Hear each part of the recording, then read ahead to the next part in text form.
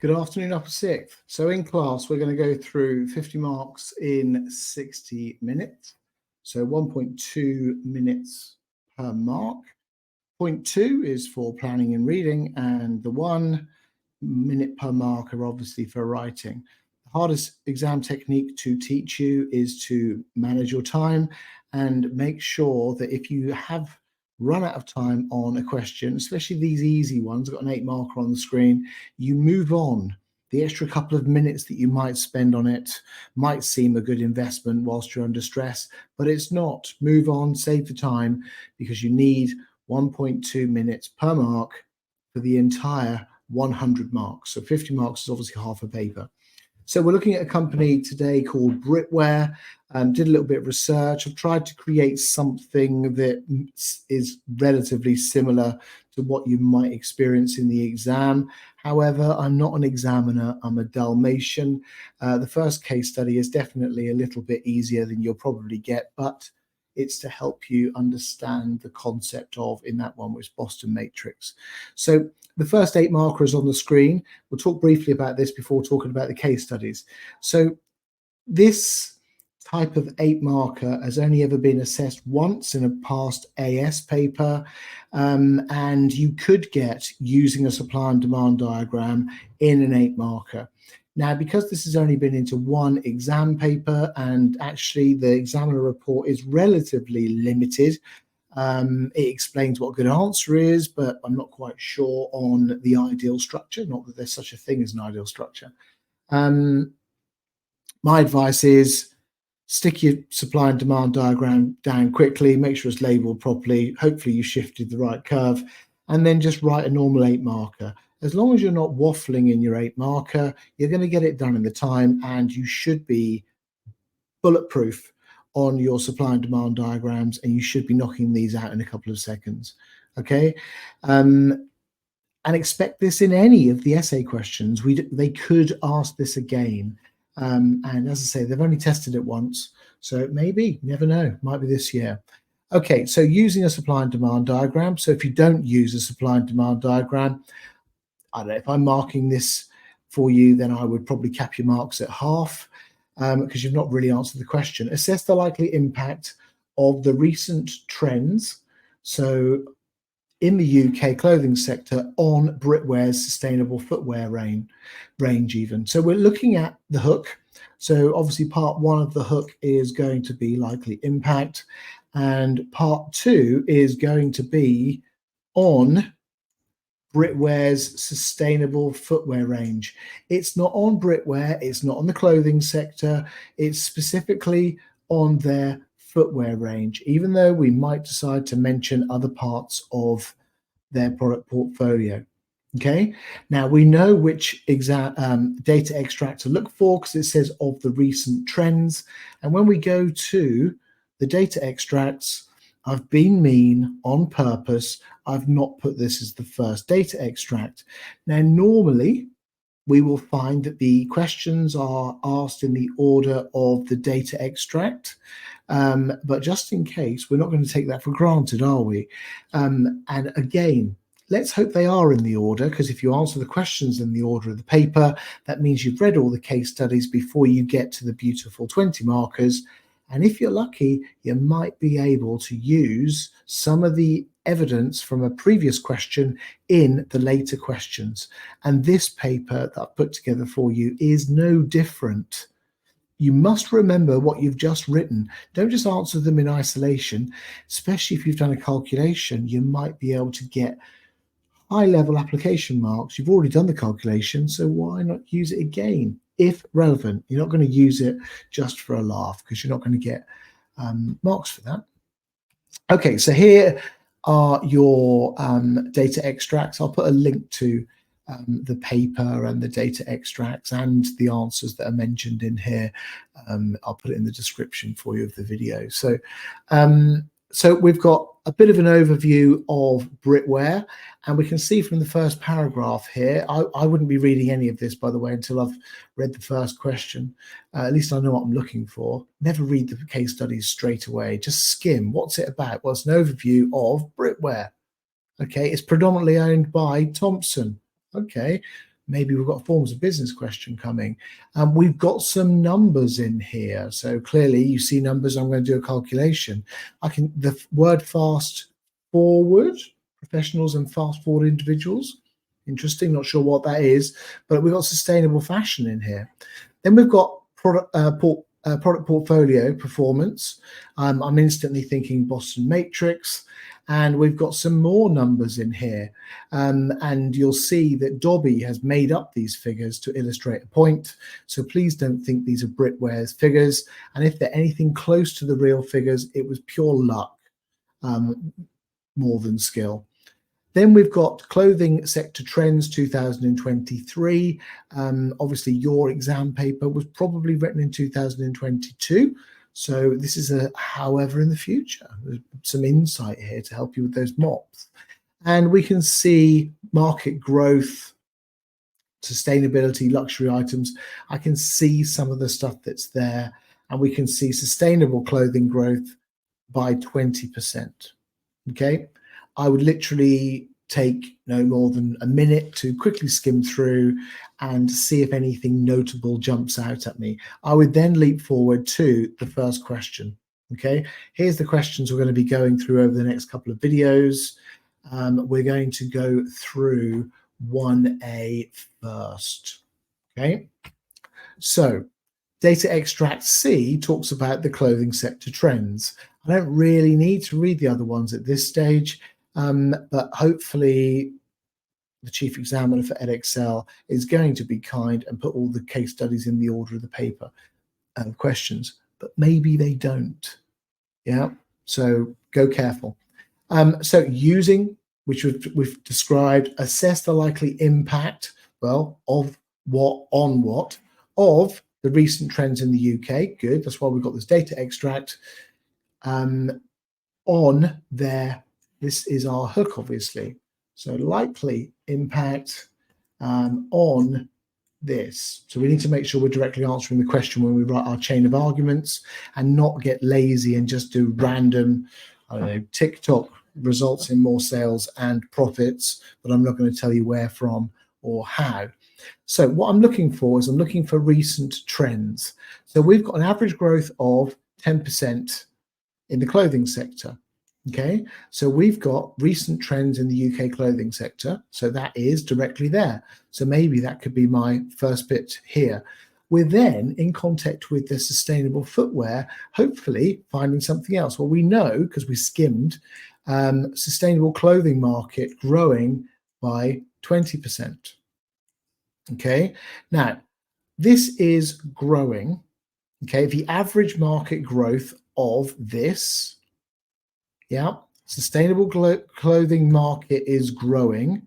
And I'm thinking there are more people buying sustainable stuff than there were before, especially when we're talking about a supply and demand diagram. So we are possibly drawing our axes, P for price, Q for quantity, excuse my dodgy mouse, and X marks the spot. Okay. D for demand and down, S is the other one, and then stick your dotted lines in. Okay, so we're going to do Q1 and that's Q1, and then we're going to do P1. I'll buy a nice computer one day. Okay, now for labeling the diagram, Q and P, 1 mark. For X marks the spot with a D for down and demand and an S going the other way, another mark. I've got 2 marks. Every single supply and demand diagram question starts off with the same 2 marks. There is no excuse for leaving blank pages with this or getting it labeled wrong. Just practice it. D for down, D for demand. Yeah. I think someone who I used to work with says stretch for the skies, for the S for supply, something like that. I don't know. Anyway, so we know that this represents the total amount of consumers at any given time and their willingness to pay for sustainable footwear range. Okay, this is the total amount of suppliers at any given time and their willingness to supply at a certain price. No surprise, suppliers are happy to sell at a higher price and customers would much rather pay a lower price down here. This is our equilibrium, which I've not labeled, and this is where we sort of all get on, and where the price is acceptable to most suppliers and customers, consumers. Okay, so if more customers are buying than before, I'm thinking these customers are coming from somewhere. I'm thinking they probably owned clothes before this growth in the sustainable clothing market. Okay, so I've got clothing market up here, I've got sustainable clothing market down here. They're both plus figures. So where have these customers come from? Well, they've probably come from buying less sustainable clothes. So if this was before the growth and we've got more, well, less customers are less is left, more's the other way. Okay, so we'll stick a D1 in there to be thorough. We'll put D2 in there. Now, if this is correct, then I've shifted the curve, interpreting the case study. This gets me my third application mark. I stick in my pretty dotted lines, and I do a quick cheeky Q2, pop over to there, and I do my P2. And what we can see then is our analysis mark is an increase in price and an increase in quantity supplied, okay, or demanded, sorry. Okay, so we've got that. Now, you're not going to talk through it like I have. You're going to quickly throw down the first two steps, and you're going to go to the case study and say, is there evidence of an increase in customers buying this, or any evidence from the case study that says that we're seeing more suppliers come into the market? There's nothing in this case study that talks about there are more suppliers coming into the market, or this supplier is actually making any more. It just talks about growth in the market. Yes, I know they're probably buying or making more stuff, but this diagram is a short-term diagram, and we'll deal with the demand first. Moving on, there's one that looks a bit prettier. We're going to go to the question, and I'm going to walk you through this, and yes, I'm going to read it to you. So we're going to look at basically our point. We're looking at demonstrating an understanding of supply and demand diagrams and the recent trends. Well, over here, I've got knowledge, I've got application, I've got some analysis marks over here as well. We know that from the 4-mark structure of those supply and demand draw questions. So in some ways, we're not going to define what a supply and demand diagram is again. Thank you very much. I've already done that by drawing it. So I'm going to go straight into my first point, because this is my definition stuff over here. So the rising consumer demand for eco-friendly materials and practices has increased the demand for sustainable products. Okay, that's my point. Yeah, and there's a bit of analysis there. Now, this increase in demand is likely to shift the demand curve. Yeah, that's what we've done. Just describe what it looks like for the sustainable footwear range to the right from D1 to D2, as shown in the supply and demand diagram. This rightward shift in demand suggests that every price level, a greater quantity of sustainable footwear is demanded by consumers. All I've done is I've described what I have drawn in context with BritWear and their products. And I've not been lazy by saying and their products. It doesn't sound technical, so just say sustainable footwear. Is that evidenced enough is one of my questions. I'm looking at this, I'm thinking, well, I've interpreted the data, and is it evidenced enough? I probably don't think so. So I'm going to shove some quotation marks around some of the evidence that I saw earlier. The sustainable clothing market has grown by 20% over the last year, directly supports this point. I've interpreted some data with directly supports this point, and we know we've interpreted it because we put it into a diagram. I've put quotation marks around it, mainly for me to make sure I'm remembering to use evidence, and so those very busy examiners this summer will see it. However, without a new production facility, this is in the case study somewhere, the increase in demand could strain BritWear's supply chain, potentially leading to stock shortages and an inability to meet customer demand promptly. Now, what we have is our however is in context with our point. Okay, we've got our P point up here and we've got a however that's in context. You must write contextualized however points or you ain't getting the mark. Okay, so context is king. Economic uncertainties may alter consumer spending patterns, affecting the demand for higher priced sustainable goods. We've based this diagram on this evidence. We know when we're dealing with forecasting questions that we could question the reliability of data.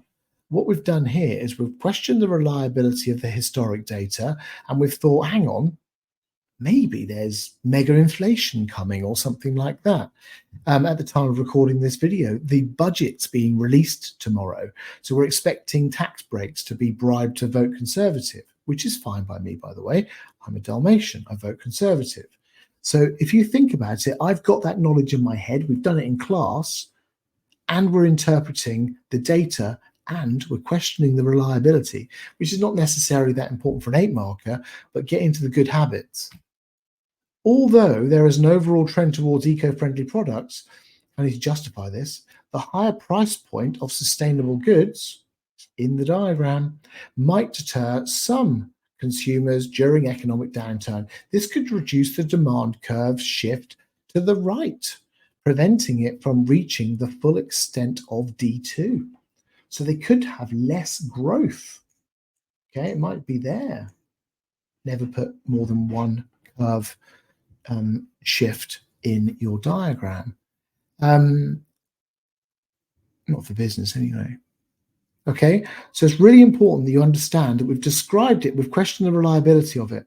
Now, eco-friendly products are in here. Is that context? Well, eco-friendly products, sustainable footwear, maybe that could be interpreted as the same evidence. We're not going to take the risk. Let's shove some quotation marks around it to make sure that it is fully contextualized.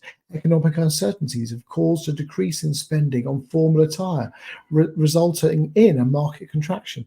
So we didn't make up these economic uncertainties. It's in the case study.